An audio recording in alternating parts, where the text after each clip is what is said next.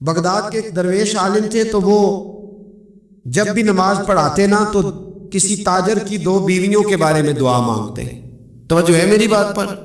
نماز پڑھاتے تو کہتے ہیں اللہ اس تاجر کی 2 بیویوں کو اپنی خاص رحمتیں عطا فرما. ایک دن لوگ ان کے گرد اکٹھے ہو گئے، کہنے لگے بابا جی بتائیں تو صحیح وہ بیویاں کون تھی جن کے لیے آپ دعا مانگتے ہیں؟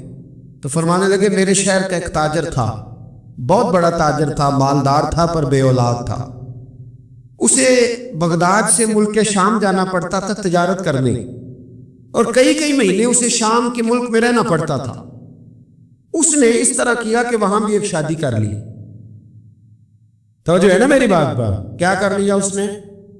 دوسری شادی کرنا مرد کے لیے جائز ہے، تیسری کرنا بھی، چوتھی کرنا بھی بیک وقت، مگر اگر انصاف کر سکے تو.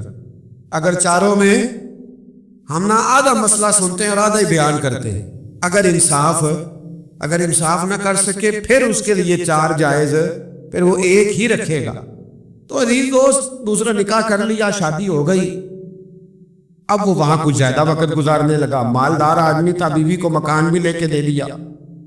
اب وہ دیر سے آتا واپس، اور جب آتا بھی تو اس کے وہ والے انداز نہ ہوتے جو پہلے ہوا کرتے تھے. اب بیوی سے بڑا جاسوس بھی کوئی نہیں ہوتا، اس کو تو پہلے پتہ چل جاتا ہے کہ ماجرا کیا ہے، اسے بڑی خبر ہوتی ہے.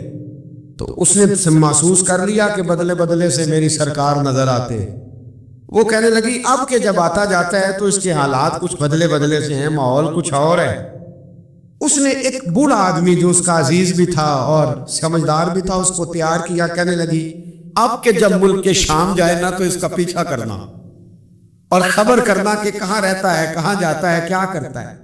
وہ بوڑھے بزرگ جو تھے وہ خاتون کے کہنے پر کچھ اس نے کرایہ بھی دیا. وہ اس تاجر کے پیچھے گئے اور واپس آ کے خبر دی. کہنے لگے کہ یہ تو 2-3 سال بیت گئے، اس نے وہاں بھی شادی کی ہوئی ہے، تجھے بتایا ہی نہیں. بی بی بڑی سمجھدار تھی، حوصلہ مند، زیرت، اس نے شور نہیں مچایا. اس نے کہا کہ میں نا اب جب آئے گا نا تو طریقے سے بات کروں گی اور پوچھوں گی کہ ایسا کیوں کیا. اور یہ بھی اس نے آ کے بتایا کہ اگر تیرے ساتھ نکاح کے بعد اسے اولاد نہیں ملی تو اولاد وہاں بھی کوئی نہیں، کہ مکمل تفصیلات. اب جب کس دفعہ خامند آیا تو آتے ہی وہ بیمار ہو گیا، کمزور ہونے لگا.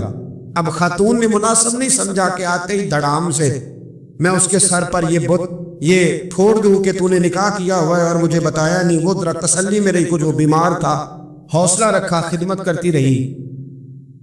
کچھ دن گزرے تو وہ تاجر انتقال کر گیا، فوت ہو گیا. اب راز کھل نہ سکا، عدت گزاری، اور جب سارا مال جمع کیا نا تو اشرفیوں کی بوریاں بھر گئی. سارا مال اس بی بی کا، 4 بوریوں میں اشرفیاں، 4. یہاں تو پیٹ کا دوزخ ہے، معاذ اللہ بھرتا ہی ہے. حل من مزید، حل من مزید. وہ جو کہتے تھے نا کہ بس باہر چلا جاؤں اور باہر میں کچھ تھوڑے سے پیسے کما کے 2-3 سال میں لوٹ آؤں گا، پھر یہاں آ کے کوئی کاروبار کروں گا. وہ گئے ہیں تو واپس نہیں آئے. وہ جو کہتے تھے نا بس میں نے اتنا سا کاروبار کرنا ہے کہ مکان بن جائے، انہوں نے 4 مکان بھی بنا لیے ہیں، لیکن بریک حل میں مزید کی دوڑ ہے. اب 4 بوریاں اس عورت نے چھپائے رکھی. کوئی بندہ نہیں جانتا بغداد میں کہ ملک کے شام میں تاجر کی دوسری بیوی بھی ہے. جب وہ فارغ ہوئی تو اس نے اس بوڑھے جاسوس کو پھر بلایا اور 2 بوریاں اونٹ پہ رکھی، خود بھی ساتھ بیٹھی اور ملک شام گئی. اللہ اکبر. وہ بزرگ کہتے ہیں میں ایسے نہیں دعا کرتا. اس کو جا کے کہنے لگی میں اکیلی وارث نہیں ہوں، آدھے کی وارث تو بھی ہے. میں اکیلی وارث نہیں، یہ تقسیم وراثت ہے، آدھی کی وارث تو بھی ہے. تو رکھ اپنے پیسے، مجھے پتا ہے اس نے نکاح کیا تھا پر مجھے بتایا نہیں تھا، تو رکھ اپنے پیسے، میں تجھے دے رہی ہوں، آدھے تیرے ہیں آدھے میرے ہیں. اس نے نظر اٹھائی تو رو پڑی، کہنے لگی نہیں اب یہ سارے تیرے ہی ہیں. اگر تو اللہ سے ڈرتی ہے تو میں بھی رب سے ڈرتی ہوں. اگر تو مصطفیٰ کریم کا کلمہ پڑھتی ہے تو میں بھی اسی نبی کی ماننے والی ہوں. کہا بات کیا ہے، میرا کیوں ہے سارا؟ تو وہ خاتون کہنے لگی وہ 2 سال 3 سال سے میرے ساتھ نکاح تھا اور اس نے بتایا تھا مجھے کہ میری بیوی بھی ہے، اور میں غریب تھی تو میرے والدین کو بھی بتایا تھا کہ میری دوسری شادی ہے. یہ مکان اس نے مجھے لے کے دیا تھا. میرے تمام اخراجات وہ پورے کرتا تھا، نان و نفقہ کا خیال رکھتا تھا، لیکن اب کہ جب وہ آیا تو وہ بیمار تھا۔